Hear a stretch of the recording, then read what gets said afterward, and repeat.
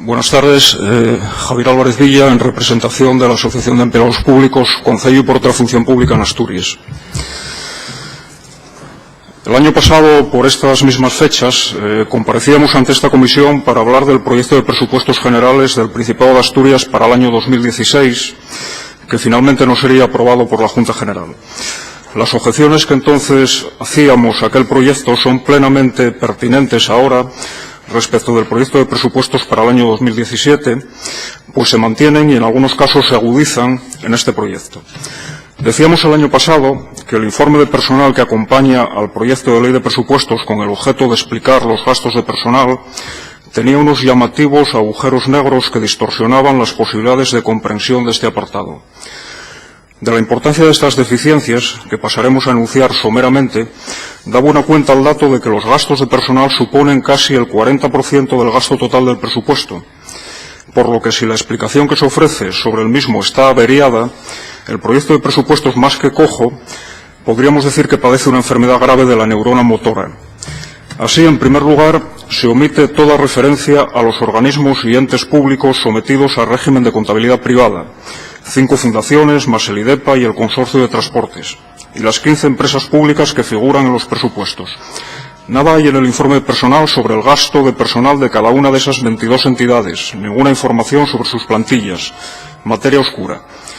Si en el presupuesto de explotación de cada una de las empresas públicas figura obligatoriamente la partida de gastos de personal, a título de ejemplos podemos citar más de 8 millones de euros en IDVASA, Inspección Técnica de Vehículos, más de 1,5 millones de euros en VIPASA, Viviendas del Principado de Asturias, o más de 3 millones de euros en SERPA, Sociedad de Servicios del Principado de Asturias. ¿Por qué motivos el informe de personal no ofrece ninguna explicación sobre estos gastos? Es decir, sobre las plantillas de personal que tienen esos 22 entes, empresas y fundaciones y la distribución del gasto entre esos puestos. En la época de la transparencia, cuando todo el mundo quiere tener su propia ley, la información imprescindible para valorar el gasto de personal del sector público asturiano, especialmente asociado, por otra parte, a prácticas de clientelismo laboral, se guarda en una caja fuerte. Por lo que se refiere a las explicaciones sobre la distribución del gasto, el informe de personal dedica al análisis de las plantillas 96 de sus 121 páginas. Pero esta información tiene un valor muy escaso o inútil para conocer el reparto de la masa salarial, porque la administración pública lo que realmente existen son puestos de trabajo y no plazas de plantilla. Es decir, lo que realmente hay son puestos base y puestos singularizados, jefaturas, coordinadores, asesores, directores, etcétera, y esta información no figura por ningún lado en el informe, con la única salvedad de unos pocos casos. Véase, por ejemplo, el SESPA, Servicio de Salud, o el personal docente, donde sí se desglosan los puestos de inspectores, catedráticos, etcétera, aunque se omite toda referencia a las retribuciones percibidas por cada una de estas categorías.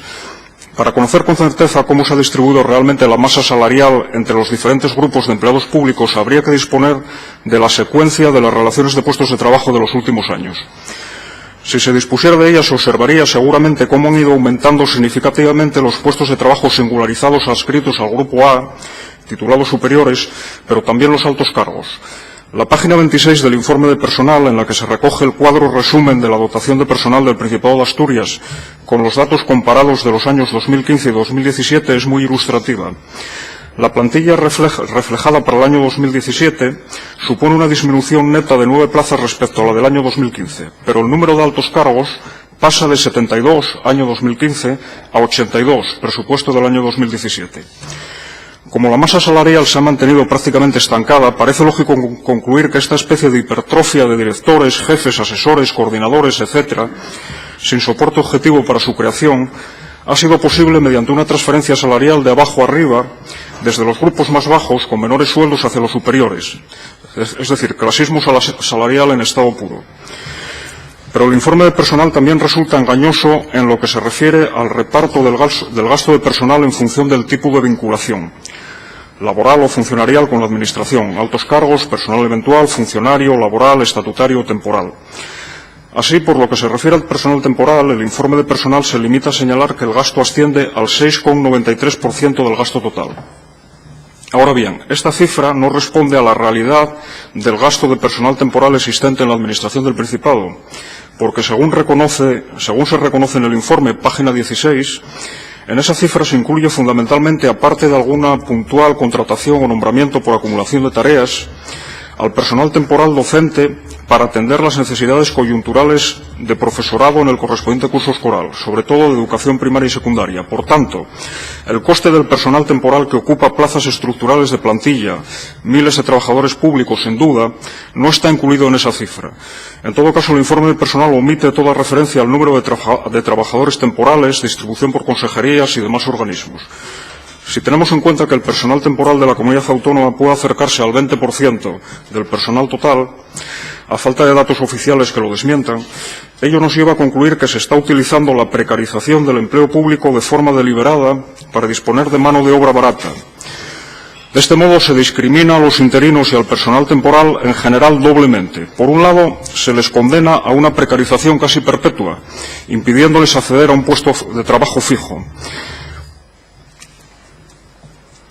al minimizar al máximo la oferta de empleo público, y por otro se les paga menos que a los empleados fijos, aun desempeñando trabajos idénticos.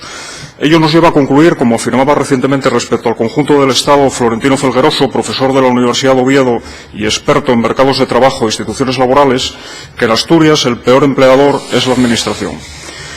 A mayor abundamiento, el proyecto de ley de presupuestos introduce una discriminación salarial añadida entre el personal interino de larga duración, pues mientras reconoce el derecho a cobrar el complemento de carrera profesional a los docentes interinos de larga duración, mantiene la exclusión para el resto de interinos de la Administración asturiana. Pero el proyecto de ley de presupuestos también castiga a los trabajadores públicos fijos, para los que mantiene la supresión del derecho al abono de la cantidad correspondiente a la segunda categoría de la carrera profesional horizontal. El sistema de carrera horizontal, que en el año 2007, a pocos días de la celebración de las elecciones autonómicas, había que implantar con urgencia, aunque no existiera cobertura legal que lo avalara, porque serviría para motivar a los empleados públicos y permitir que se estabilizaran en un puesto de trabajo sin obligarles a cambiar de puesto para obtener mejoras retributivas, todo ello mediante una progresión de categoría cada cierto número de años, sigue suspendido manu militari y hasta nuevo aviso. Lo que antes se decía utilizar para motivar a los empleados públicos ahora se suprime para desmotivarlos. Mientras tanto, se mantiene prácticamente intacta la partida de cerca de 1 millón de euros para cursos de formación del Instituto Adolfo Posada. Y ya concluyo. Un proyecto de presupuestos generales con estos agujeros negros respecto ni más ni menos que al 40% del total del gasto no debiera ser aprobado a juicio de la asociación a la que representa. Muchas gracias.